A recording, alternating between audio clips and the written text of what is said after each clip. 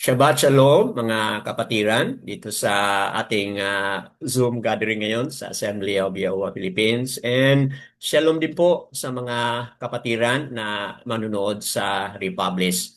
Ngayon po ay 07/12/25. Ang oras po ay 4:22 sa hapon mga kapatid. Ngayon din po ang 7th day ng ating Yas calendar, Yahuwah's calendar. Seventh day po ngayon mga kapatid. At nagkataon lang din po na sa Gregorian, ngayon po ay araw ng Sabado mga kapatid. That being said, tuwing meron tayong Shabbat gathering, meron tayong Torah reading mga kapatid. And we are on a series of study from the book of Yeshayahu, aka or also known as Isaiah mga kapatid. So we are now on chapter 28, mga kapatid. And on this chapter, uh, ano na po, panibagong section na po ito, mga kapatid. And ang tawag sa section na ito ay Six Laments with Assurances. So kapag sabihin natin na lament, parang ano yan, no? Parang mourning and grieving, mga kapatid. Anim na ito. Anim na mga lament ito, but meron siyang message of hope o message of encouragement mga kapatid. Kahit na lament ito, pero meron siyang message of assurance or encouragement. At ito yung mababasa natin mula sa chapter 28 hanggang sa chapter 33 po, verse 24. So ito yung mga chapters na one section na ating titingnan mga kapatid. Anim po itong mga different messages. So ngayon, yung chapter 28, 1 to 29, ito po yung title about the proud crown of Ephraim, mga kapatid, Ephraim. Okay? Ano ba itong proud crown of Ephraim, mga kapatid? It pertains to a powerful, beautiful city ng Ephraim. When we say Ephraim, mga kapatid, we are referring to the northern kingdom of Yasharal. Kasi yung Yahuda, yun po yung southern kingdom of Yasharal, mga kapatid. But even then, pag-usapan natin today kung ano yung mensahe ni Aba Yahuwah sa mga northern Yasharal, at meron din pong mensahe si Aba para sa mga southern Yasharal, mga kapatid. So, yan po yung kunting background na aking ibibigay. So, without much ado, makinggan po natin ang pagbasa nito ng mga 29 verses from Isaiah o Yeshayahu chapter 28 with Sister Lorraine, ang ating pong Torah reader. Go ahead po, Sister. Shabbat Shalom po sa lahat. Shabbat Shalom. Yeshayahu chapter 28. Woe to the proud crown of the drunkards of Ephraim, and to the fading flower of its splendid comeliness that is on the head of the fertile valley, to those who are overcome with wine. See, Yahuwah has one who is mighty and strong, like a downpour of hail and a destroying storm, like a flood of mighty waters overflowing, who casts down to the earth with a hand. The proud crown of the drunkards of Ephraim is trampled underfoot, and the fading flower of its splendid comeliness that is on the head of the fertile valley, like the first fruit before the summer, which, when one sees it, he eats it up while it is still in his hand. In this in that day Yahuwah of hosts is for a crown of splendor and a headdress of comeliness to the remnant of his people, and a spirit of right ruling to him who sits in right ruling, and strength to those who turn back the battle at the gate. And these two have gone astray through wine, and through strong drink wandered about. Kohen and Nabi have gone astray through strong drink. They are swallowed up by wine. They wander about through strong drink, they go astray in vision, they stumble in right ruling. For all tables shall be covered with vomit, no place without filth. Whom would he teach knowledge? And whom would he make to understand the message? Those who wean from milk, those taken from the breast. For it is command upon command upon command, line upon line upon line, here a little, there a little. For with the jabbering lip and a foreign tongue he speaks to this people, to whom he said, this is the rest, give rest to the weary, and this is the refreshing. But they would not hear.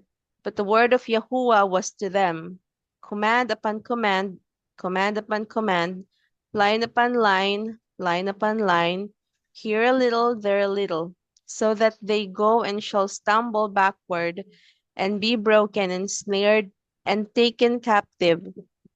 Therefore, hear the word of Yahuwah, you men of scorn, who rule these people who are in Jerusalem, because you have said, we have made a covenant with death, and with the grave we have effected a vision.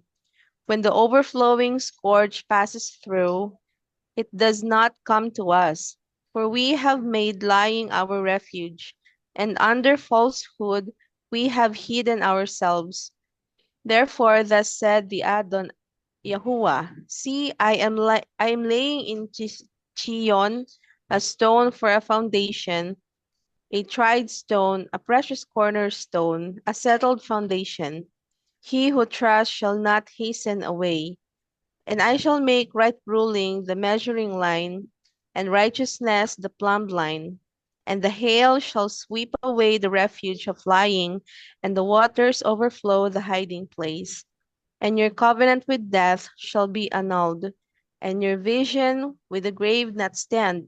When an overflowing scourge passes through, then you shall be trampled down by it.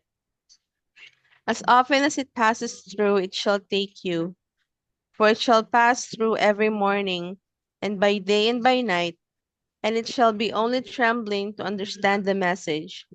For the bed shall be too short for a man to stretch out on, and the covering shall be too narrow to wrap himself in it. For Yahuwah rises up as at Mount Perazim, and he is wroth as at the valley of Gibeon, to do his strange work, and to do his deed, his strange deed. And now do not be scoffers, lest your bonds be made strong. For I have heard from the Adon Yahuwah of hosts a destruction decreed upon all the Arats. Give ear and hear my voice. Listen and hear my word. Does the plowman keep plowing all day to sow? Does he keep turning his soil and breaking the clods? When he has leveled its surface, does he not sow the caraway and scatter the cumin? Plant the wheat in rows, the barley in the appointed place, and the spelt in its place? For he instructs him for right ruling. His alwayam teaches him. For caraway is not threshed with a threshing sledge, nor is a wagon wheel rolled over cumin, but caraway is beaten out with a stick, and cumin with a rod. Grain is crushed, so one does not go on threshing it forever, nor break it with his wagon wheel, nor crush it with his horsemen. Even this has come from Yahuwah of hosts, who did wonders in counsel, who made wisdom great. Yada. Yada Yada Yehovah. Yahuwah. Wonderful reading, mga kapatid, mula sa Hallelujah Scripture. And dito natin na nabasa at narinig, mga kapatid, ang buong declaration o buong mensahe ni Abba Yehovah through the prophet towards Abraham at towards ano rin po, towards the Yahuda, mga kapatid. Okay po? So, yan po ang ating mga nabasa ngayon. And I believe mula pa kanina, some of us are already contemplating or reading this, mga kapatid. So, mabuti na ibigay ko sa inyo, mga kapatid, ang pagkakataon na pwede kayong mag-share or ano po yung inyong mga nakuha dito na mga important message, mga kapatid. So, itong kwento patungkol sa Aprayam, mga kapatid, makikita natin dito yung Abay was uncomprehending people do not release his word but choose death. Itong kanyang sangkatauhan, mga kapatid, napakatindi ng mga words o commands, right rulings ni Abba Yahuwah na binigay na sa kanila, mga kapatid. But still, hindi nila binigyan po ng pansin. Okay? But instead, choose death. Bakit po nasabi natin dito na choose death? Kasi nga, kanina, nabasa ni Sister Lorraine yung a covenant of, what kind of covenant, mga kapatid? Di ba? A covenant of death. So, ibig sabihin, yun po pala ang pagpili ng kaniyang sangkatauhan, which is very much connected doon sa sinabi sa Dabaryam na pipiliin mo. Either you choose kaya or life by obeying the law, or you choose death, mga kapatid, by disobeying the law. Kaya dito, malinaw na kahit ano pa katindi at ganda at wonderful ang Torah, mga kapatid, na binigay ni Abba Yahuwah sa kanyang sangkatauhan, Yasharal, the northern, Yahuda, the southern, mga kapatid, and yet, pinili nila, mga kapatid, yung yung kamatayan, mga kapatid. Okay? They choose death. At tinawag nila ang covenant as a covenant of death at hindi covenant of kaya, mga kapatid. So, yan lang po, additional doon sa ating background. So, now, let's open po for discussion. Ano po yung mga one word of verses, mga kapatid, na you want to bring out something? Makinig po tayo kung ano po yung mga sharing natin, mga kapatid. Shabbat Shalom sa mga bago lang dumating dito. Brother Dimitrio, dumating na po. Brother Geoffrey is also here. Sister Aliana is also here. And Brother Junicio and the rest. Yada yaua po, mga kapatid. So, open now for sharing. Sinong mauna?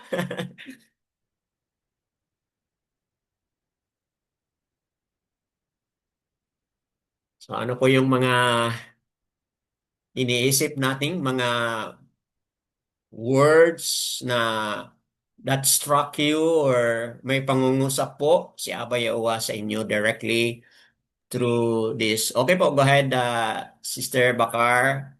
Siya Yao, go ahead po, Sister Tessie. Ah, Dito po ako sa verse 9 to 10, Brother Dan. 9 and 10. Yes po, sabi dito sa verse 9, whom would he teach knowledge, and whom would he make to understand the message? Those weaned from milk, those taken from the breasts. For it is command upon command, command upon command, line upon line, line upon line, here a little, there a little. Pagkakaintindi ko po dito, ang tinutukoy po dito ay ang mga kuhen at Opo. mga nabyam na So, Yahuda binanggit ito. dito sa verse 7. Tama. Itong mga kuhen at nabyam ay dapat mga teachers, mga tagapagturo of Yahuwah's word. Pero ayaw nilang sumunod sa mga sinasabi ni Yashayaun ani Abayawa through Yashayahu. Minamak nila si Yashayahu. Kinukutya ang kanyang mga pangaral sa Hmm. kanila. Para bang sinasabihan nila si Yashayahu na sino kang magtuturo ng kaalaman. Oh. Kaya ang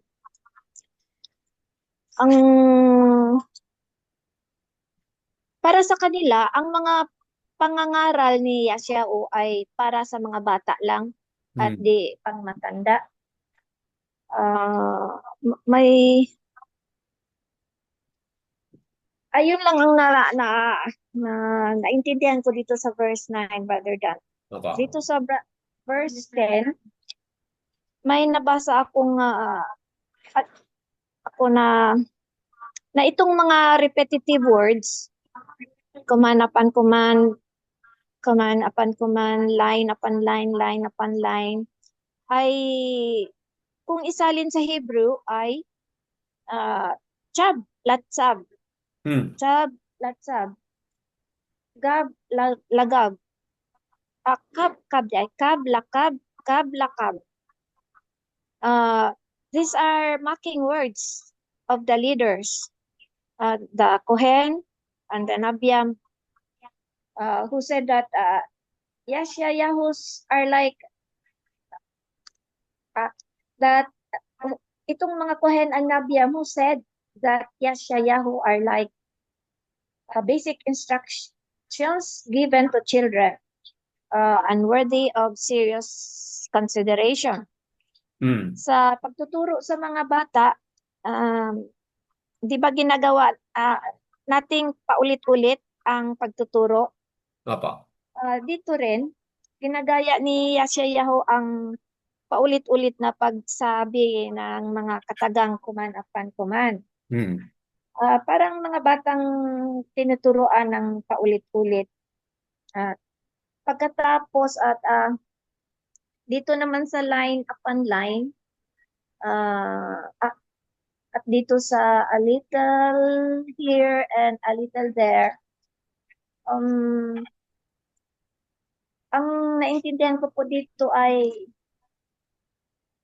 sa mga biblical scholars comment, Opo. Yahuwah prepares us gradually. Just as He nurtures a seed into a tree, He requires us to grow into our spiritual maturity step by step.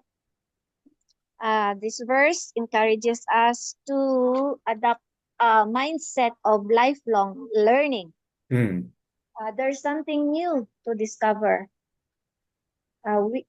We may think we understand a passage completely, Opo.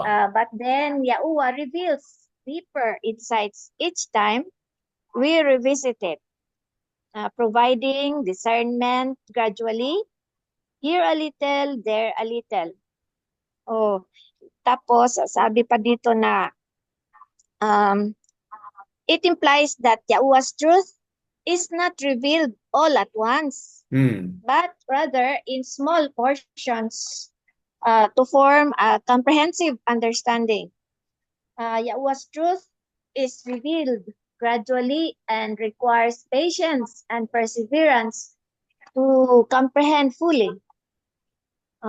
Yun ang magandang nabasa ko about commentary about dito yung sa verse 10. Hindi natin makomprehend agad-agad, a little here, a little there, until gradually maintindihan natin.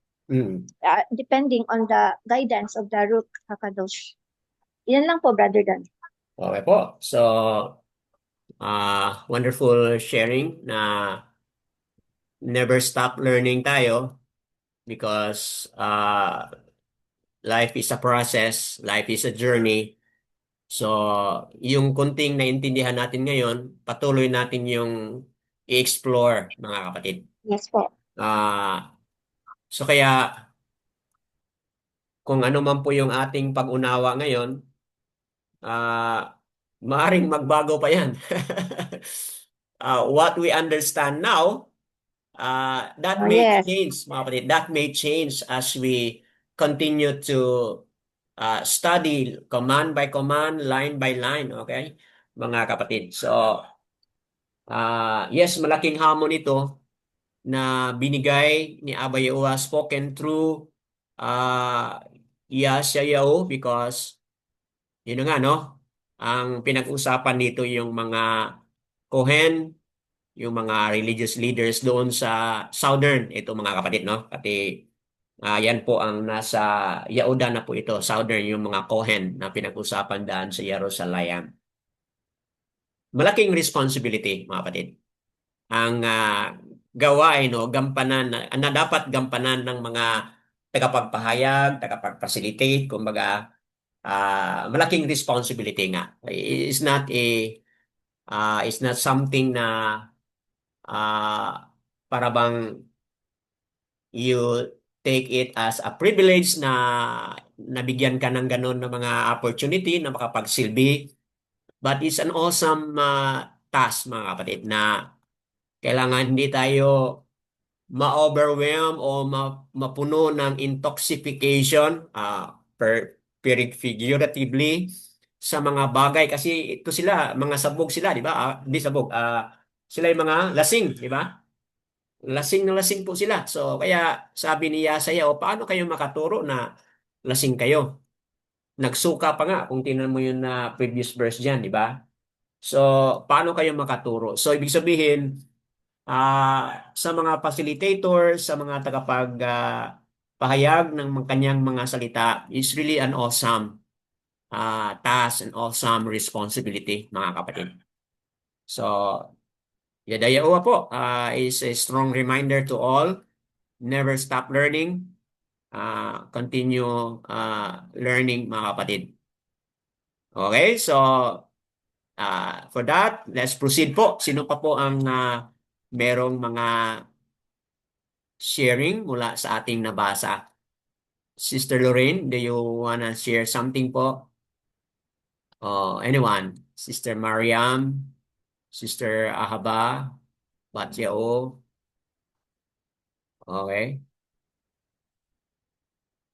Okay, mga kapatid, allow your mind to work and process as we have heard from Sister Tessie, mga kapatid, Sister Bakara Sayao. Yes, go ahead, Sister Lorraine. Go ahead po. Yes po, Shabbat Shalom po ulit. So yun Yes. po, para sa akin po, ang ano ko dito, take ko dito sa chapter 28 ng Yeshayahu is very timely po siya, na nangyayari po siya kahit sa modern times po. Oo. Especially sa time natin ngayon. Kasi kung papansin po natin, ang sabi dito yung crown of pride.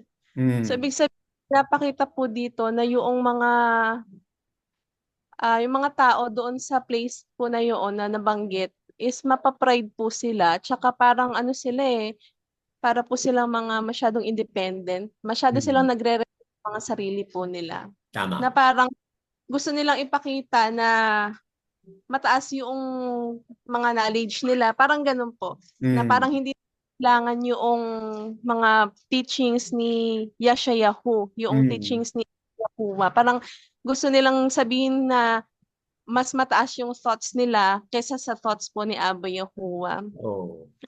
Kahit na napakasimple lang din naman po ng mga words ni Abba Yahuwah. Gaya nga ng nabanggit po ni Sister kanina na parang para dun sa mga drunkards nga po na yon ay parang daw. Pero ang totoo po doon na yung mga teachings po ni Abba Yahuwah, yun po talaga yung magliligtas sa atin. Especially yung nabanggit po dito na foundation, yung corner, which is si Yahusha. Correct. Tama Po. And dahil po dun sa pinapakita na pagiging ma-pride ng mga tao, even yung sa panahon po natin ngayon, yun po yung maglilid. Yun din po yung maglilid sa kanila sa destruction, sa kamatayan. Kagaya po nung sinabi ko na covenant of death. So, para sa akin po, ang takeaway ko dito is kailangan wag tayong mag-rely sa sarili nating kakayahan, sa sarili nating knowledge, kundi kumapit po tayo dun sa teachings, sa Torah ni Abba Yahuwah kasi yun po yung andun po talaga yung tamang daan para mabuhay tayo, para makaligtas tayo sa kung ano man pong um, masamang parang mga trap ng enemy, ganun, ni Oo. Hashat, especially ni Hashatan. And ano pa nga yun? Yun po yung ano ko, yun po yung take away ko, Yeah. brother. Yeah. Na wag tayong mag-rely sa sarili natin, kundi mag-rely tayo kay Aba Yahuwah. Na kahit na siguro tayo na yung pinakamatalino or pinakamayamang tao na namumuhay dito sa mundo, is dapat hindi pa rin tayo maging hambog. Kumbaga, wag nating isipin na nakakaangat tayo sa kahit kanino. Kumbaga, isipin po natin na si Aba Yahuwah po, yung ways niya, yung old ways niya pa rin po talaga, yung pinakatama. Kasi kahit sa panahon po natin ngayon, yung mga tao, parang hindi na po sila naniniwala din na kung may Diyos pa ba or totoo pa ba yung sinasabi sa Bible, kasi parang para sa kanila po mas naniniwala sila sa, kumbaga, sa mga politika, sa knowledge ng kapwa nila, pero hindi na po sila nagre-rely sa Diyos. Ganun po. So nakakaano po yun, maaaring mapahamak po ang tao kapag ganun po yung way ng pag-iisip niya. Imbes na magpakumbaba, nagpapakataas po. Yun po. Yes. So, wonderful lesson, mga kapatid.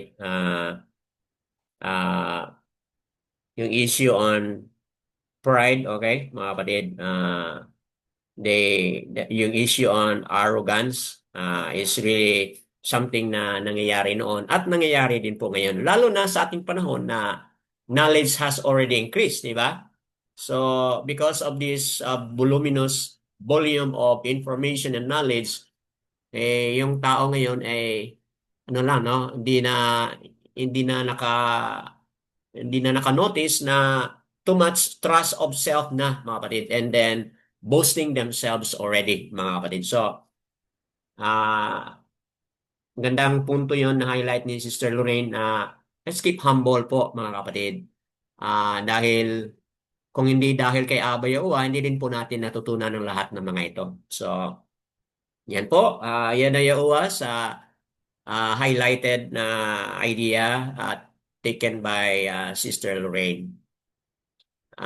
Anyone else na nais na mag-share, mga kapatid, kung meron pa ba? Okay po, allow your mind to work, mga kapatid, as we proceed sa mga other aspects and further clarify and further emphasize yung mga na-highlight na rin po ng ating dalawang mga kapatid. Verses 1 to 6, ito na nga po yung the northern city of Samaria, mga kapatid, with its complacent on self-indulgence. And yet, yung kanilang complacent on self-indulgence, hindi nila napansin na yun din pala ang kanilang downfall. Okay, sa na-highlight ni Sister Lorraine kanina. Grabe yung taas, super taas yung tiwala sa sarili, mga kapatid. So ito po yung northern city of Samaria, or we are talking about the northern kingdom, mga kapatid. Kasi Samaria po, nasa north po yan at bahagi po yan ng northern kingdom sa panahon na iyon, mga kapatid. So yun, taas noo sila at taas yung tiwala nila, lalo na doon sa kanilang crown city, which is Samaria, mga kapatid. And hindi nila akalain na kahit pa man na crown city yung Samaria sa panahon na iyon, pero nandoon po yung naging dahilan yung kanilang downfall, mga kapatid, when Syria attacked them, mga kapatid. So, yan po. Now, let's proceed po sa verse 1 as we discuss now this verses 1 to 6. Sa verse 1, mga kapatid, woe to the proud crown of the drunkards of Ephraim. Okay? And to the fading flower of its splendid comeliness that is on the head of the fertile valley. to those who ate, overcame with wine, mga kapatid. Overcome with wine. So, describing dito sa verse 1, describing po kung anong meron doon sa proud crown ng Abraham, which is Samaria, mga kapatid.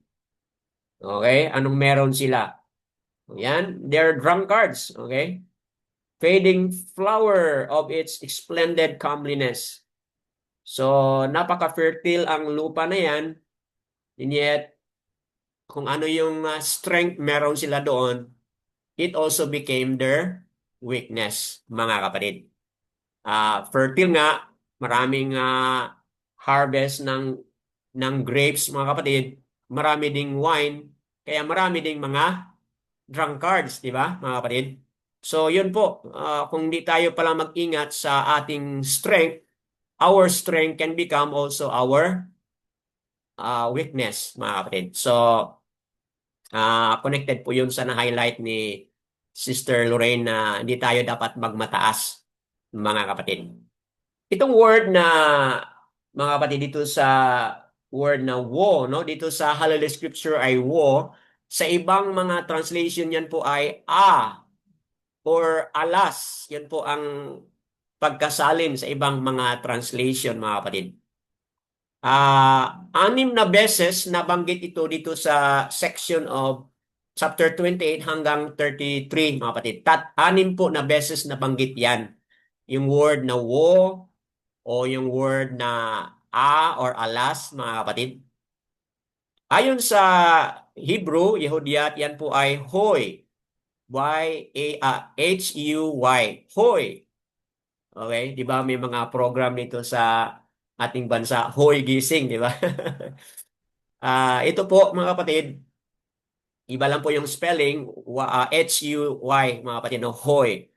Ayon po sa Strong's H1945, na ang ibig sabihin po ditong hoy, expressing usually dissatisfaction, expressing on issue on pain, mga kapatid. And this is really a preparatory to a declaration of judgment, mga kapatid. So, yung paggamit ng Yehudiat word na hoy, mga kapatid, ang ibig sabihin pala niyan, Abba Yahuwah is no longer happy. Abba Yahuwah is dissatisfied, mga kapatid. That's why, pag sabi niyang hoy, ang ibig sabihin niyan, merong darating na judgment, mga kapatid. So, yun po pala ang ibig sabihin nito.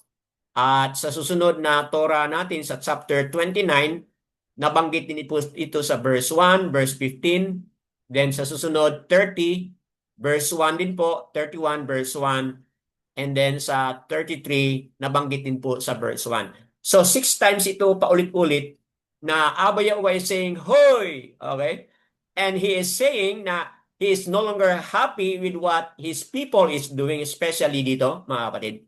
And dahil hindi na siya happy, dissatisfied na siya, mga kapatid, therefore, he is now declaring a coming judgment. Yun po ang ibig sabihin nito, mga kapatid. So, bakit po ganun? Kasi Yeshayahu, see the proud city of Samaria. Okay? Ito yung tinatawag nila the crown of the northern kingdom. Sila yung pinaka-crown, pinaka-top. Okay? Sila yung pinaka-special, mga kapatid. And yet, dahil doon, sila din po yung most of them are drunkard, mga kapatid. Di ba yun po ang disadvantage kapag ang isang lugar ay prosperous na, mga kapatid?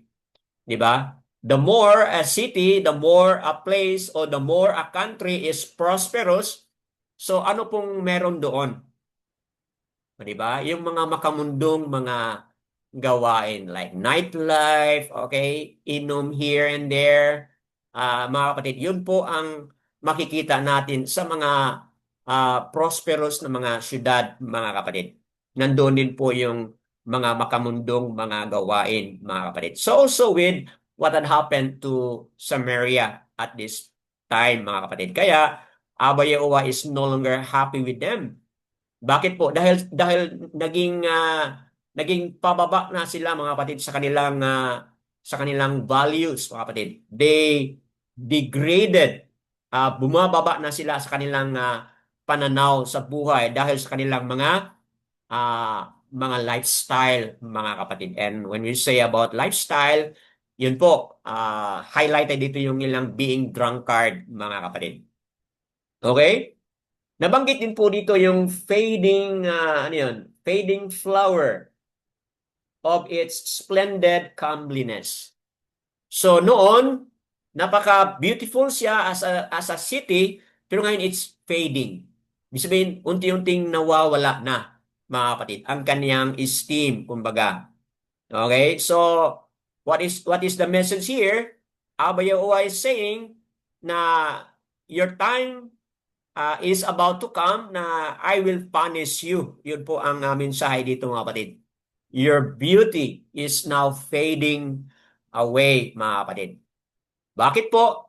Dahil bilang na lang ang kanilang araw, malapit na darating ang Assyrian Empire upang sila po ay i-ransack, sila po ay i-conquer, mga kapatid.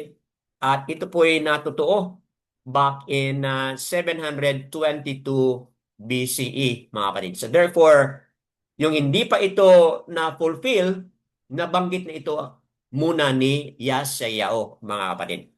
So, yan po ang ating paliwanag sa verse 1. Moving on po sa verses 2 to 4. Dito sa verses 2 to 4, ayon po sa nabasa ng kanina, okay, Yahuwah has one who is mighty and strong, okay, like a downpour of hail and destroying storm, like a flood of a mighty waters overflowing, who cast down to the Arats with a hand.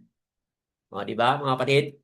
Ginamit po dito ni Yeshayahu yung description kung ano ka powerful and strong si Abba Yahuwah, mga kapatid, di ba? Abba Yahuwah has one who is mighty and strong. Paano po na-describe niya? Like what? Like downpour of hail and like destroying storm. Okay? Di ba? Sa nangyari doon po sa Texas, mga kapatid. Yun po isang halimbawa dito na hindi nila napaghandaan yung mga nangyari doon na napakalakas na storm at baha, mga kapatid. At sinabi ni Yeshayahu, Abba Yahuwah is strong and mighty. Like, mga kapatid. This, itong mga sinasabi dito na mga anong magawa ng downpour of hail.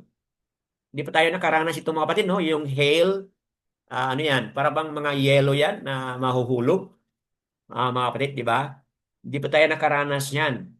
But that's how powerful that is. Kung mangyari man, mga kapatid, it is also a description of how powerful Abba Yahuwah is, mga kapatid.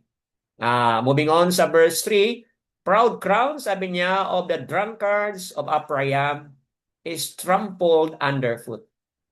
And the fading flower, for the second time po na-mention, no? Splendid comeliness that is in the head of the fertile valley, like the first fruit before the summer, which one sees it. He eats it up while it is still in his hand, mga kapatid. So, describing kung ano yung judgment na darating, mga kapatid, sa crown city na yan, which is Samaria, mga kapatid. So, yan po na pininaywanag dito, mga kapatid, na Yeshayahu is making a contrast or making a description of how the invader ay darating, mga kapatid. Sooner darating na ang mga invader na nanggagaling po sa Syria, mga kapatid. And of course, describing kung anong kayang gawin ni Abba Yahuwah, mga kapatid. Now, verses 5 to 6, patuloy tayo dito sa verses 5 to 6. At sinabi dyan, in that day. Okay? So, the phrase in that day always point a certain time, mga kapatid, na mangyari yan, in that day. Maaring nangyari na in the past, but it will continue to take place in the future. Bakit po? Kasi itong phrase na in that day is a prophetic po. Okay, in that day of Yahuwah Sabaoth is for a crown of splendor and a headdress of comeliness to the remnant of his people. Wow! So, na-describe po ni Yahshua yung kanilang splendid beauty, pero ngayon is fading away. Now, Yahshua is describing also what? The splendid day, crown of splendor. Wow, no? And a headdress of comeliness. Para kanino po? Remnant. Ah. So, ngayon mga kapatid, Abba Yahuwah is talking about Yasaral na ayaw na niya, dissatisfied na siya, meron ng coming judgment in which na accomplish na po 722 BC at hindi na sila nakabalik ha. Take note, hindi na sila nakabalik mga kapatid. Kaya nung pumunta si Yahushua, sabi ni Yahushua, I came to seek the lost tribe of Yasaral mga kapatid. So now, Abba Yahuwah is describing a splendid, ano po, splendor, crown of splendor, headdress of comeliness. Pero sino na yung tinutukoy dito? Yung mga remnant, mga kapatid. Remnant of his people. So, take note of that. Verse 6, and a spirit or a rook of right ruling to him who sits on the right ruling, and strength to those who turn back the battle at the gate. So, there is the strength, mga kapatid, na ibigay ni Abba Yahuwah sa mga remnant na bumalik. Take note of that, who return. Okay? So, ano yung description natin ng remnant? Remnant will always turn back. Kung ang remnant ay nagkasala, lagi yang bumabalik, mga kapatid. Yun po ang description ng remnant. Yes, we are not born Yasaral, mga kapatid. Yes, we are not born from Yahuda, mga kapatid. But you and I can become a remnant. Kung meron tayong what? Description of what a remnant is. At ano po yun? Those are the people na ang kanilang rook ay laging nakatuon doon sa kanyang Torah, right ruling, mga kapatid, na kung saan nagkaroon siya ng strength and lakas at sila yung bumalik, mga kapatid. Bumalik sa ano po? Torah. So, yan mga kapatid, Abba Yahuwah is able to preserve his people who boast, who trust in his Ruach HaKadosh, mga kapatid, and who trust in his justice and in his strength, mga kapatid. Okay? Unlike itong mga spiritual leaders doon, okay? Anong nangyayari doon sa kanila, mga kapatid? Yung mga spiritual leaders, anong mga nangyayari sa kanila? They were what? Overcome with? Ano po, mga kapatid? They were overcome with wine. O, di ba, mga kapatid? Kung ang isang tao ay lasing na siya, so ano na yung mag-control sa kanya? Di ba, mga kapatid? Yung wine. So, hindi na yung Ruach HaKadosh ang nag-control sa kanya, but yung wine, mga kapatid. And chances are, kapag ang tao ay kontrolado na ng alak o ng wine o whatever, mga kapatid, na intoxicated or na mga inumin, mga kapatid, di ba? Mawala na siya sa kaniyang control sa sarili, kahit ano-ano na lang ang kaniyang pagsasabi. At mga kapatid, dito sa susunod na mga talata, yun na nga, no? It speaks about what? Vomiting na, mga kapatid. Hiramin po natin yung sinulat ni Paul dito sa Ephesians 5 verse 18. Do not get drunk with wine, but be filled with the Ruach, mga kapatid. Ephesians 5 verse 18. So may punto po yan, mga kapatid, na kung saan kapag ang alak ang mag-control sa atin, talagang wala tayong patutungan, mga kapatid. But when the Ruach HaKadosh, the Ruach of Abba Yahuwah guiding us to the right ruling, mga kapatid, ang siyang maggabay sa atin, then maganda po ang ating patutunguhan, mga kapatid. Verse 7, and those who have gone astray through wine and through strong drink wandered about. Kohen and Nabia or Nabi have gone astray through strong drink. They are swallowed up by wine. They wander about through strong drink. They go astray in vision. They stumble in right ruling. So talagang violation po ng Torah, mga kapatid, na yung mga pare, yung mga Kohen, ay mag-get involved into such kind of activity, mga kapatid. Kasi nga po, wala na, hindi na makapag-isip ng tama. So, kaya ito, hindi lang northern ang pinag-usapan kanila. Ngayon, nandito naman tayo sa southern. Kasi ang pinag-usapan nito ay Yahuda na mga kapatid, yung mga Kohen.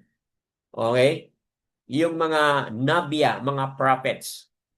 They are filled with strong drink, mga kapatid. And they wander through strong drink. Kaya na-led astray sila. And dahil dyan, they also stumble in right ruling. So, malaking contribution pala, mga kapatid, itong drinking, strong drink, malaking contribution doon sa pagka-stumble natin sa kaniyang mga Torah, mga kapatid, o sa kaniyang mga kautusan. Okay po, yun po ang verse 7 na ating na-highlight. Yahuda, in the south, the priests and the prophets, the leaders entrusted with Abba Yahuwah's word, swallowed by wine. Okay? Devout leaders are consumed by what they consume.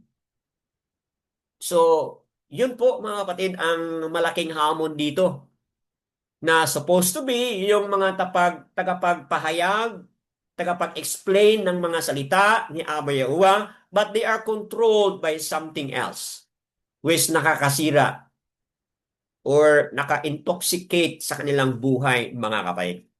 Kaya kung ano yung naka-intoxicate sa kanilang buhay, yun din po ang mag-consume sa kanila, mga kapatid. It is a very strong word and a strong warning, mga kapatid.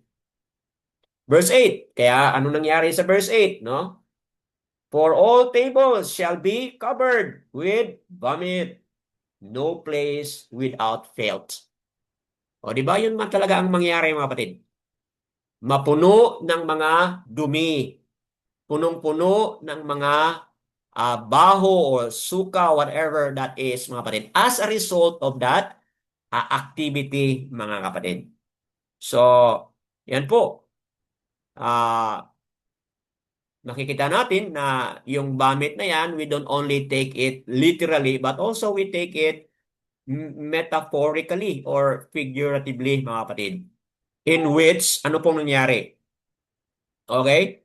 Dahil sa mga hindi magandang gawain ng mga religious leaders na sila yung dapat tagapangasiwa, tagapagpahayag.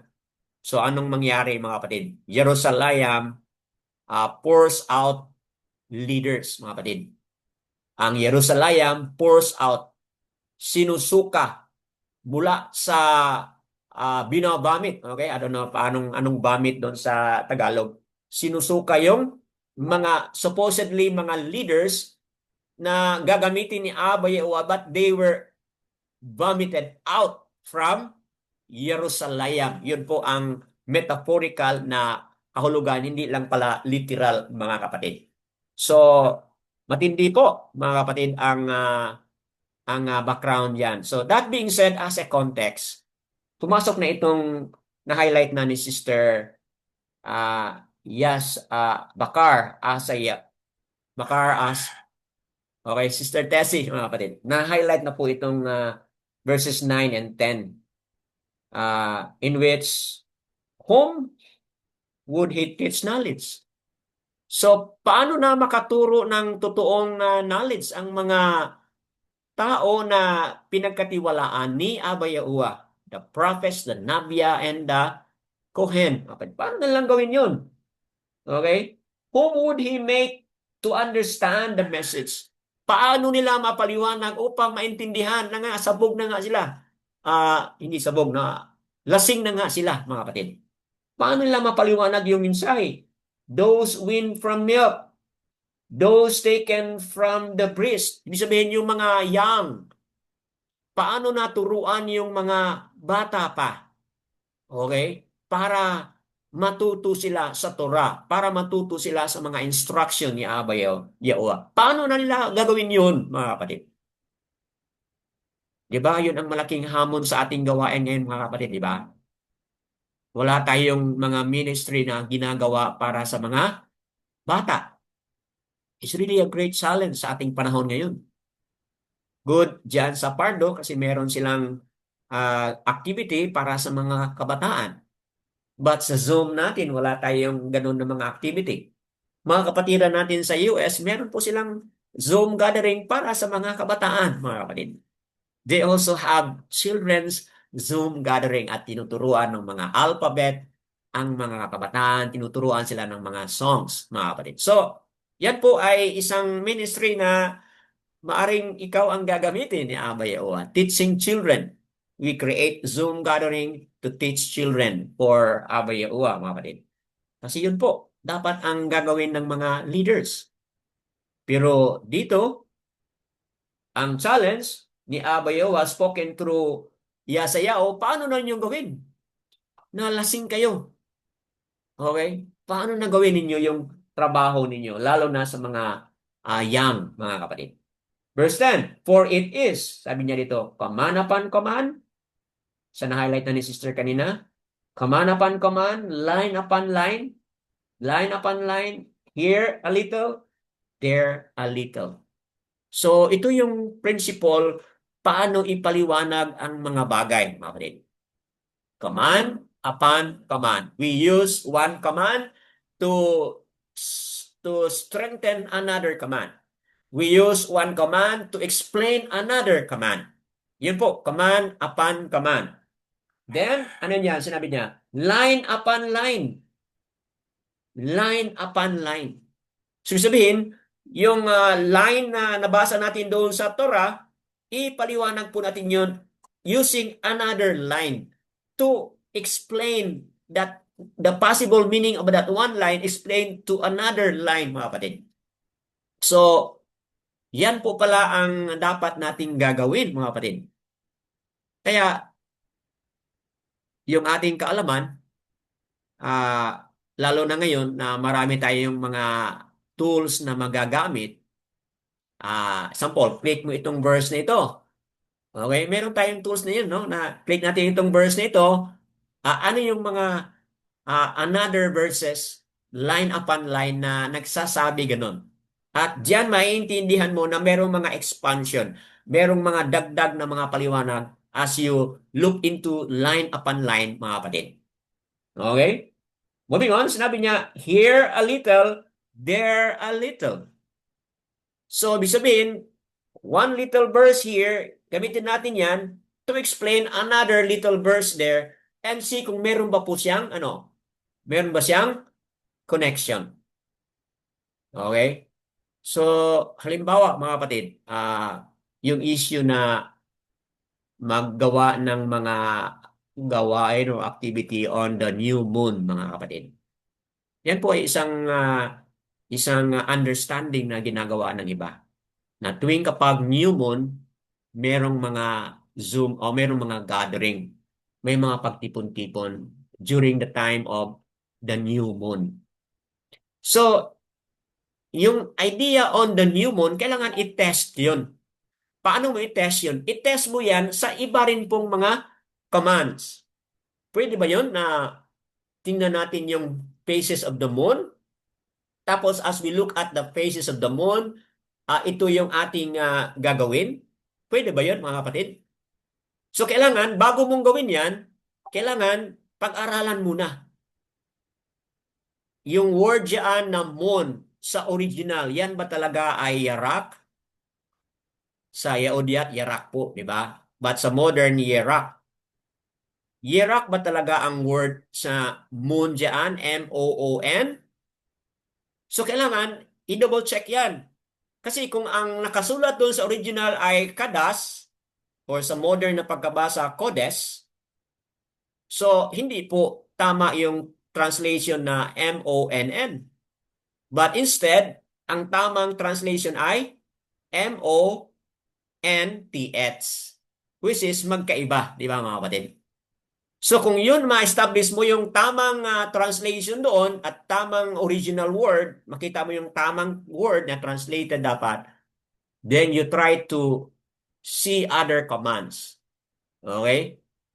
Kaya pala nakasabi dito sa Deuteronomy chapter 4 verse 17 na ipinagbabawal ni Aba yung pagtingin. Okay? Sa ano po? Pagtingin sa sun and moon. Okay? Doon sa Devarim 17 verse 3 ba yun, no? Na pinagbabawal ni Aba yung pag-look up sa sun.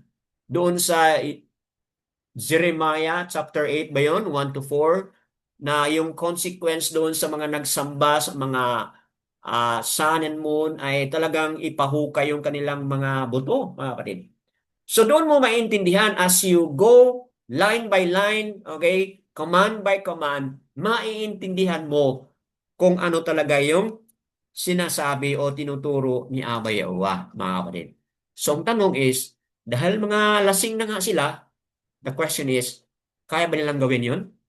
Na mapaliwanag po yung tamang pag-unawa doon sa kanyang mga kautusan?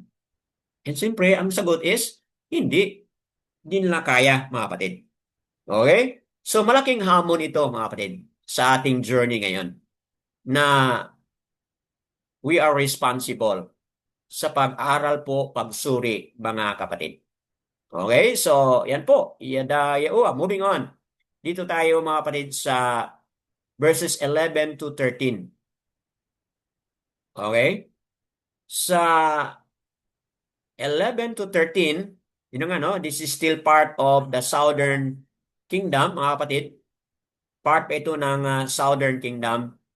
Moving on. Verses 11 to 13. Now that Yahuwah's people rejected Yeshayahu's message of rest, okay, in Yahuwah, Yahuwah will what? Yahuwah will allow them to be in a foreign tongue. Or Abba Yahuwah will allow foreign invaders, mga kapatid, para sila mapanis, mga kapatid, doon sa kanilang katigasan because of their hardness of heart. Basahin natin ng verses 11 to 13. Tingnan mo yan. For with the jabbering lip and foreign tongue he speaks to his people. See? They will be taken to a foreign tongue, mga kapatid, to whom he said, this is rest. Give rest to the weary, and this is the refreshing. But they would not hear. See?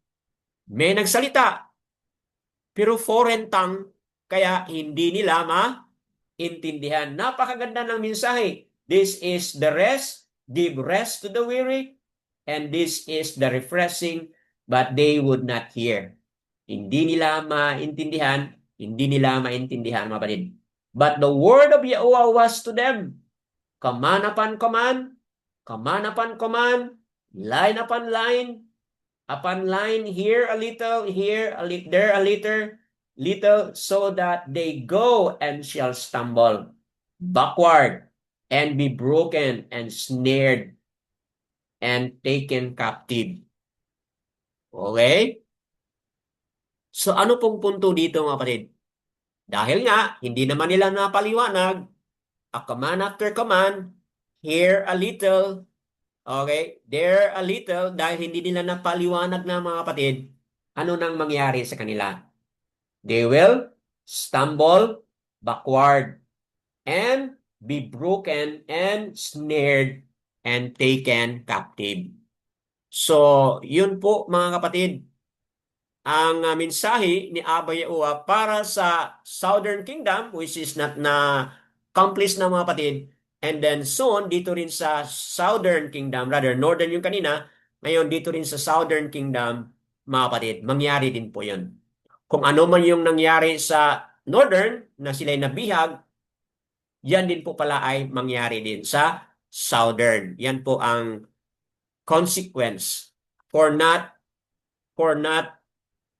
consequence for the leaders not doing what they are supposed to do with regards to the Torah at paano ito ipaliwanag, mga kapatid. Piece by piece, command after command, line by line, here a little, there a little, mga kapatid. So dahil dyan, ano po yung nangyari sa Yahuda, mga kapatid? They make what? A covenant with death, mga kapatid. Therefore, hear the word of Yahuwah, men of scorn, who rule these people who are in Jerusalem. So men of scorn sila, mga kapatid. Scorn. Meaning, hindi nila binibigyan ng halaga yung mga salita ni Abba Yahuwah. Verse 15, because you have said, we have made a covenant with death, and made a covenant with death, and with the grave, the overflowing scourges passes through. It does not come to us, for we have made lying our refuge, and under falsehood we have hidden ourselves. So, napaka tindi po. Sabi nila, we have made a covenant with death. So instead, kanina, as I have said in the introduction, instead na they made a covenant with kaya, with life, mga kapatid, that is obeying and following the Torah, they made a covenant with death, which is the path of disobedience, mga kapatid. So yun po, death and grave. So ano yung nagiging resulta nito, mga kapatid? Okay? Tingnan mo yan. For we have made lying our refuge. So, na gumagawa sila ng mga mali at mga hindi totoong mga katuruan, mga kapatid. We have made lying our refuge. And under falsehood, we have hidden ourselves. So, yun na nga. Dahil lasing sila, hindi na nila naituturo yung tama, mga kapatid. At yan ang nangyari sa southern, mga kapatid, people of Abba Yahuwah. Okay po? Moving on tayo sa verses 14 to 22. Ito na nga, as we have start explaining it, mga kapatid. 14 to 22 ang ating pinapaliwanag na rin po, mga kapatid, as we move on. So, 14 to 22, ito na nga yung Abba Yahuwah's rebuke, the scoffing, and the stumbling of his people, mga kapatid, because of the sins of the people of Yahuda, yung mga leaders ng mga taga-Yahuda, mga kapatid. Okay? So, yan po.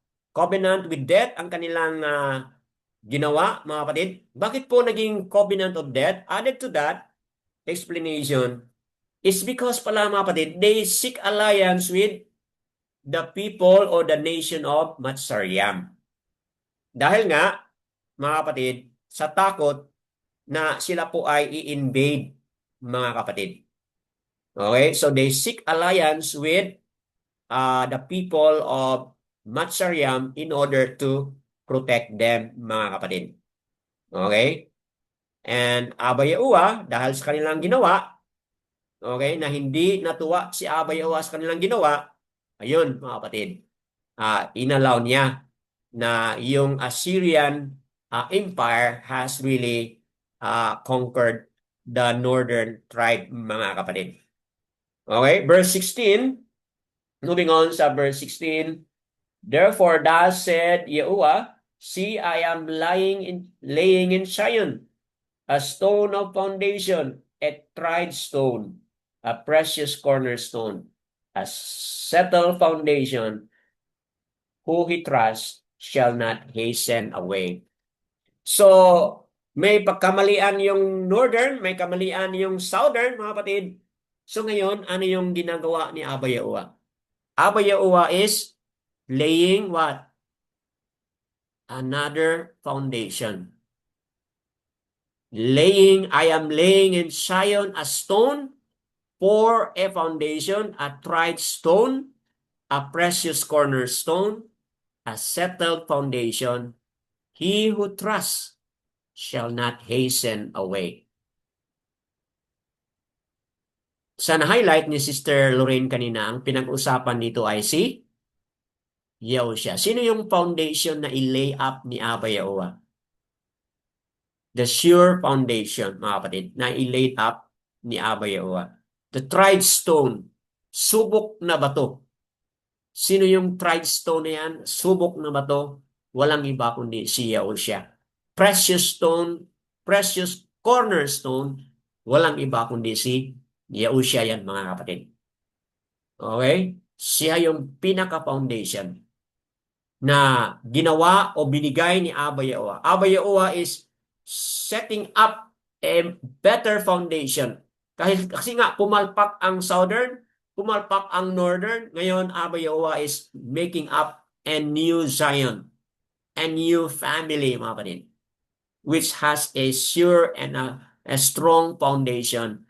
Walang ibang foundation pinag-usapan kundi si Yahushua. Verse 17, and I shall make right ruling, the measuring line, the righteousness, the plowments, and the hail shall sweep away the refuge of lying, and the waters overflow the hidden place. So, yan po mga kapatid.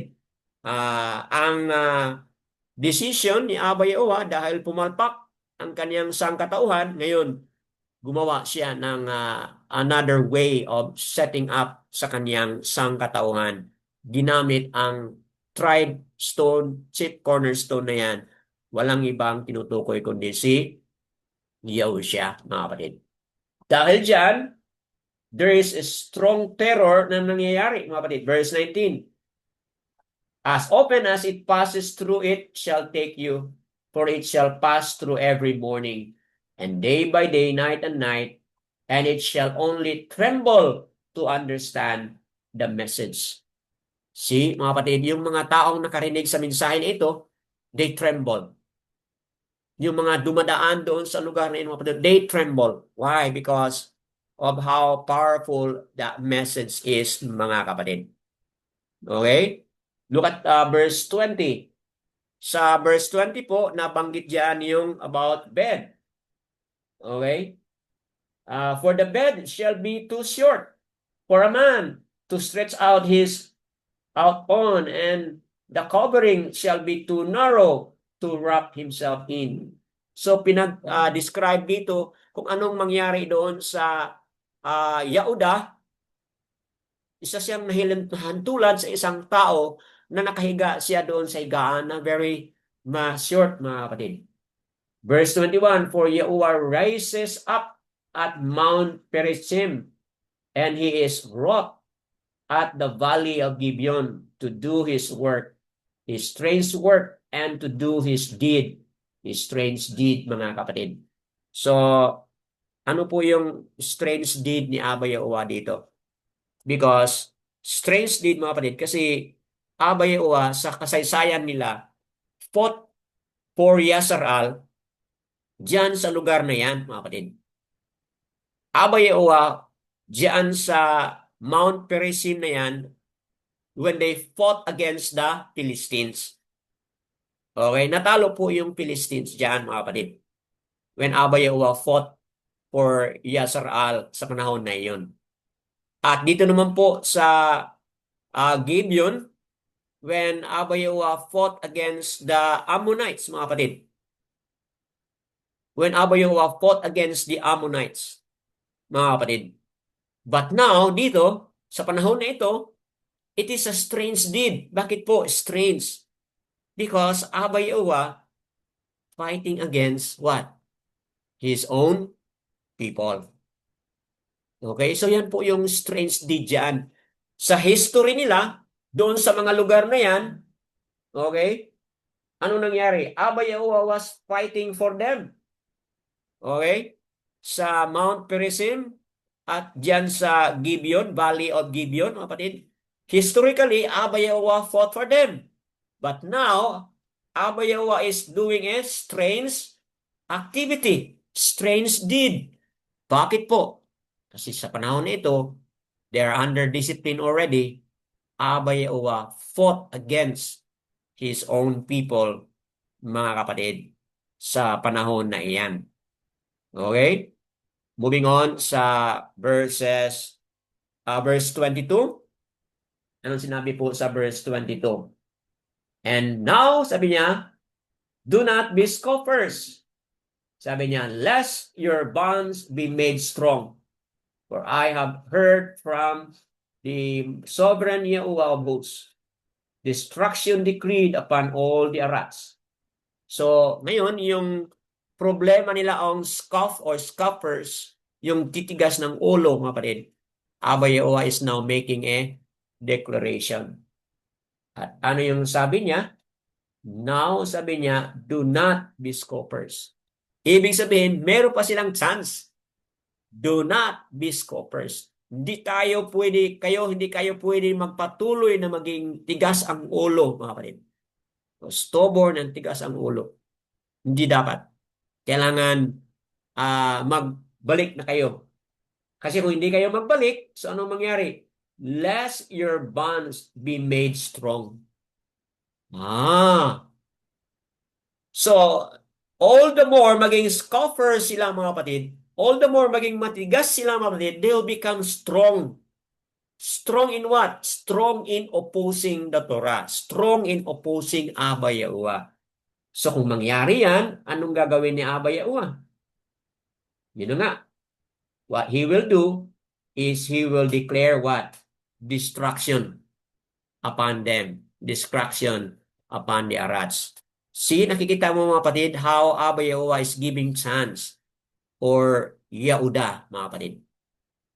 Okay, how Abba Yahuwah is giving chance for Yahuda, mga kapatid. But, kaya lang, ano yung pinili nila? Pinili nila yung making a covenant of death, a covenant of grave, mga kapatid. So, yan po, verses 23 to 29. Hindi na lang natin basahin, mga kapatid, 23 to 29. Yan po, meron pong ginawa si Abba Yahuwah in order for them to realize. Abba Yahuwah fought against them, mga kapatid, in order for them to experience kung ano talaga yung purpose ni Abba Yahuwah sa kanilang buhay, mga kapatid. Tingnan mo, it talks about plowing, okay, na kung ang lupa, kailangan i-plow yun para titigas. So yun din po ang ginawa ni Abba Yahuwah sa kanyang mga sangkatauhan. At ang kanyang purpose is to refine, mga kapatid. To refine yung kanilang buhay at nawa sa pamagitan niyan, mga kapatid, kung ano yung desire ni Abba na come out, okay? Ano yung desire ni Abba Yahuwah na magiging outcome makikita mula sa kanila, mga kapatid. Look at verse 28. Grain is crushed. So Noah, verse 28 po. Grain is crushed, so one does not go on threshing it forever or break it with his wagon wheel, nor crush it with his horsemen, mga kapatid.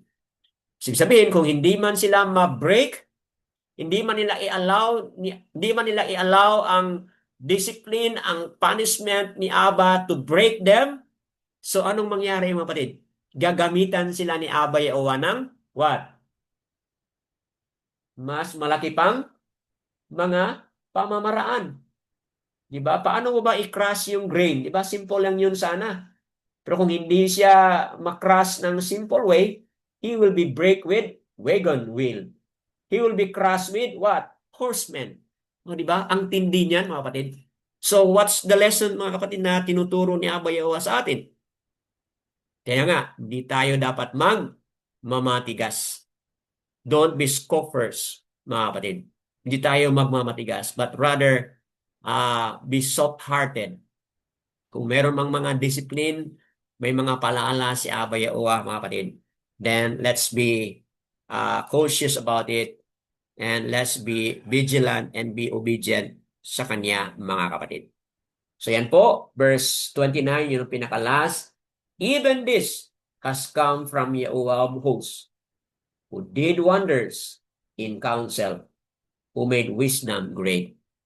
So yung mga crossing moment pala yan ay gawa ni Abba Yahweh sa kaniyang sangkatauhan.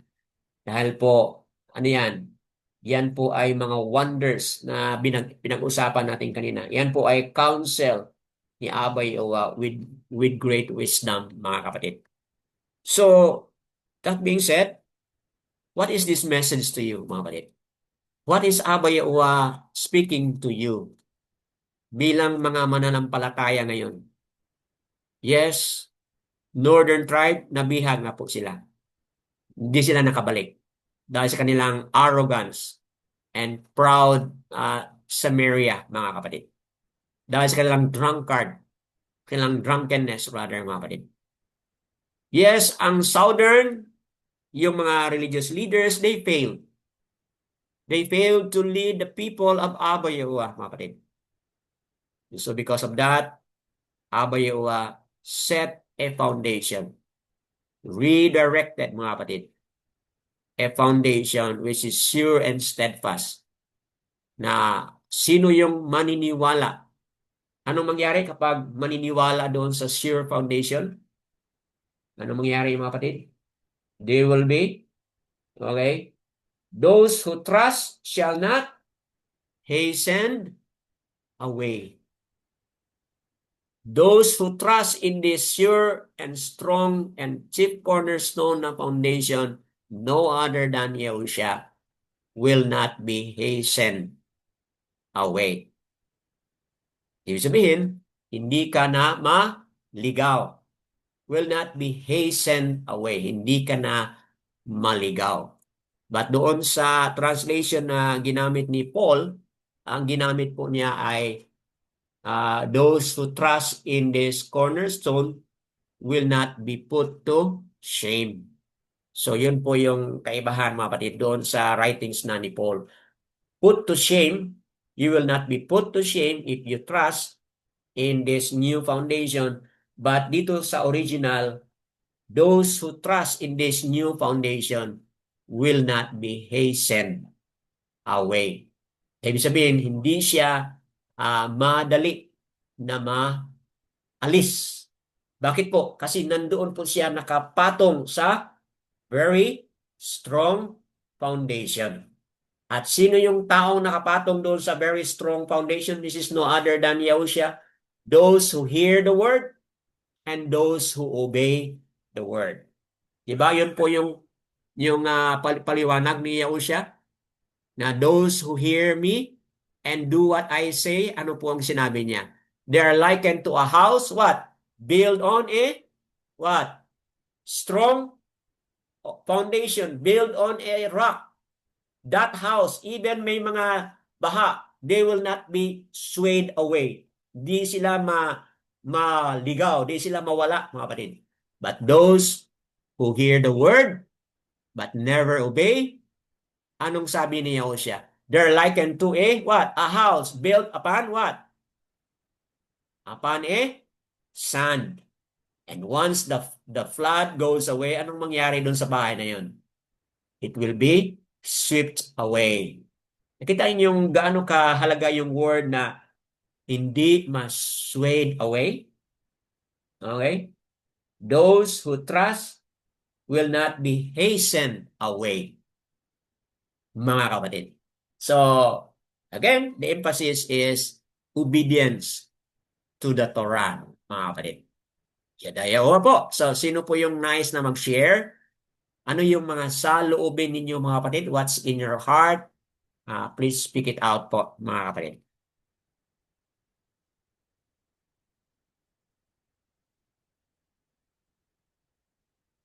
So there is so much silence. Kindly unmute lang po at magbigay kung ano po yung mga nasa mga puso't isipan ninyo. And let's hear po ano yung mga pangungusap ni Abay o batay dito sa ating mga discussion.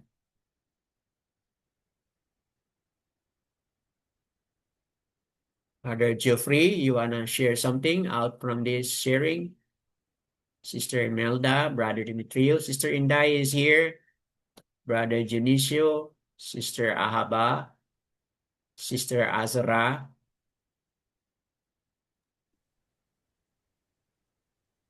Brother Dan, Opo, go ahead. isa sa mga teaching points ng Isaiah 28, Brother Dan, is ang conclusion is like, there's a call for the people to listen and understand the message of Yahuwah. Opo, And then, di ba, Brother Dan, the Hebrew root of listen is shama. opo, Shama is not just only an ordinary listen, but emphasizing the need for attentive hearing and obedience po. correct. So, sa chapter nito, it reminds us to once again not only call his name but to listen and understand. Yung dalawa po, no, Brother Dan? Opo, Listen and understand. And dito po sa isang teaching na to na Isaiah uses agricultural metaphors to illustrate Yahweh's wisdom and the importance of heeding his word. correct. Making the plowing and all those agriculture words na ginamit po dito to emphasize para makita talaga natin paano ini-illustrate po paano natin gawin, paano mangyari ang judgment ni Yahweh, paano maibigay sa atin ang kanyang ang paano tayo ma-encourage po. Kaya para maintindihan natin mabuti, yung mga illustrations, mga metaphorical illustrations po ay makatulong din po sa atin maintindihan natin kung paano intindihin ang kanyang salita. And of course, the Ruach HaKodesh po ang mag-lead sa atin as we listen and understand. Di ba, sabi niyo po noon, Brother Dan, we have to pray, always pray to give us that Yehova will give us understanding. Kasi if we listen without understanding, hindi ho natin maintindihan talaga maigi ang kanyang call. Tama. Kaya we need to listen and understand Shema, emphasizing the need for attentive hearing and obedience po. Yun lang po, Brother Dan. Akan. So, Shama po yung hearing, and then Shamar po yung doing. Okay? So, after you hear attentively, that's Shama. Okay? Then the next word for that is Shamar. Na ibig sabihin, you do what you hear. You obey what you hear. Yun po, in connection po sa na-highlight ni Sister Azara Bacheo. So, yadayawa po, kailangan talaga tayo yung kilos ng Ruach HaKodesh na magbigay sa atin ng tamang pag-unawa, mga kapatid. Yadayawa. Anyone else would like to share?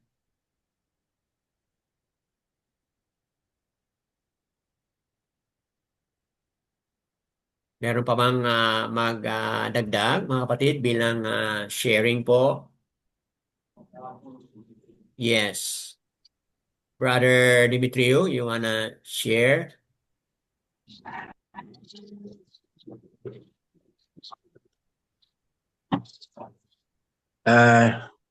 Yada Yahuwah sa lahat. Yadayawa. Para sa akin, talagang madaling maintindihan yung pinag-aralan natin. Hindi mahirap. Ang mahirap lang dito, yung pagtanggap Oo. at pagsunod. Alahanin natin yung sinabi ni Hosea doon sa Lok yun, Opo. yung dalawang babae. Sabi niya, sa Bisaya pa, bulahan ang namati o nagdawat sa iyang pulong. Oh.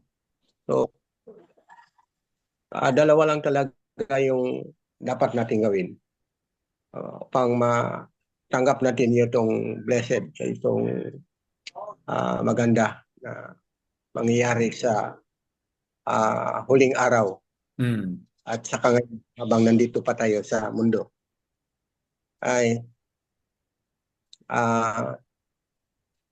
madali talagang makinig, madaling bumasa. Walang problema sa pagbasa, walang problema sa makinig.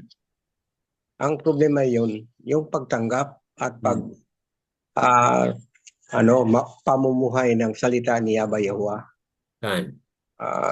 Kasi hindi talaga mahirap eh. Nandoon na talaga. Swerte tayo. Kasi naka-umpisa tayo na nag-aral ng salita ni Yahuwah doon sa puno, hindi doon sa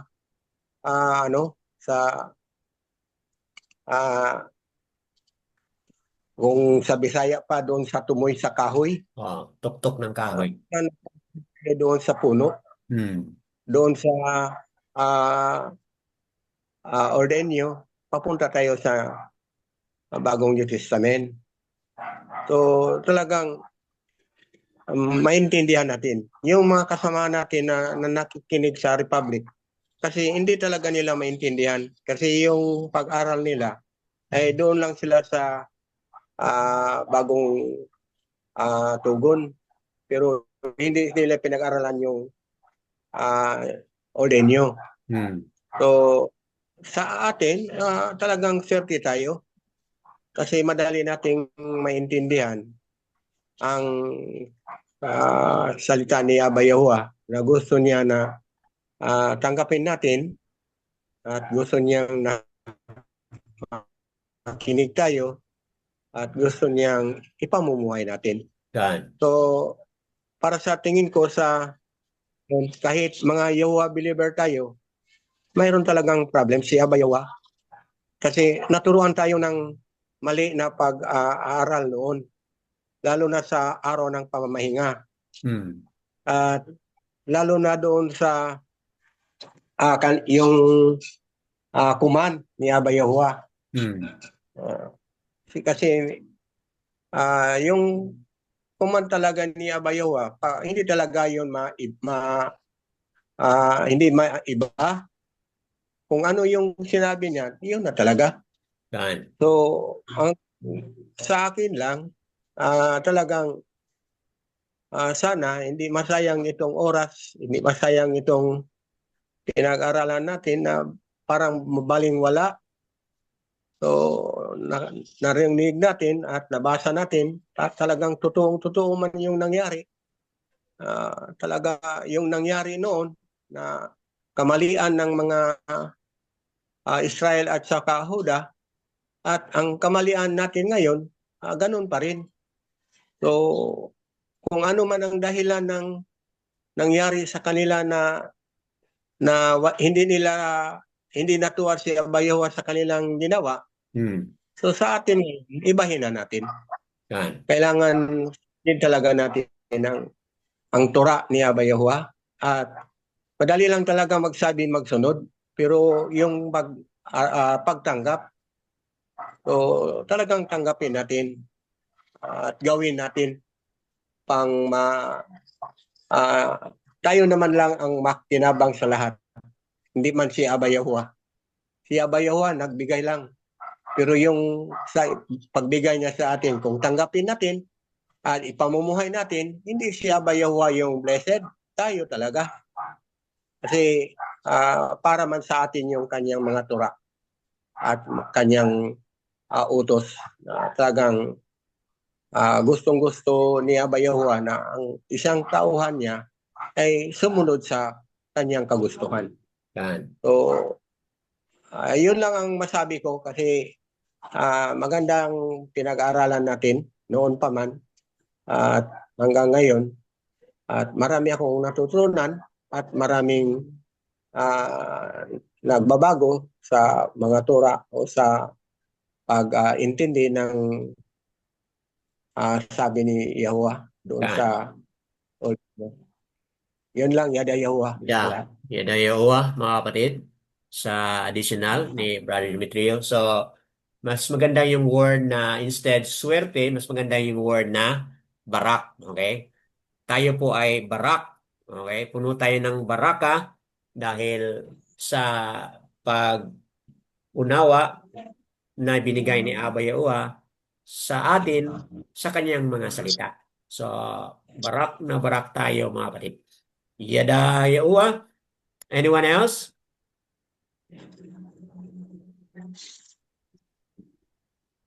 Okay po, kung wala nang magdagdag mga kapatid, kayong mga manunood sa Republish, we always emphasize, knowing the name is very important.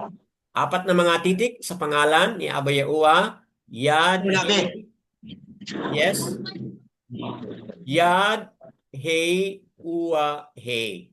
Na kung ating babasahin po, yan ay Yahuwah. Yahuwah po, ang ating Aba na makapangyarihan. At ito na nga po yung apat na limang mga titik, Yad, He, Uwa, Shan, Ayan. So, yan po ang limang mga titik at babasahin po natin yan as Yahusha. Totoong pangalan po ng ating Misaya, ang ating tagapagligtas. Mga kapatid na manunood sa Republish, nawa kung ano yung pangungusap ni Abba Yahuwah sa inyo, do not harden your heart. Open your heart and receive po kung ano yung kanyang mga mensahe. All esteem, praises kay Abba Yahuwah sa kanyang mga katuruan ngayon. Yada Yahuwah, Tuda Rabba, Yahuwah, Basyam, Yahusha.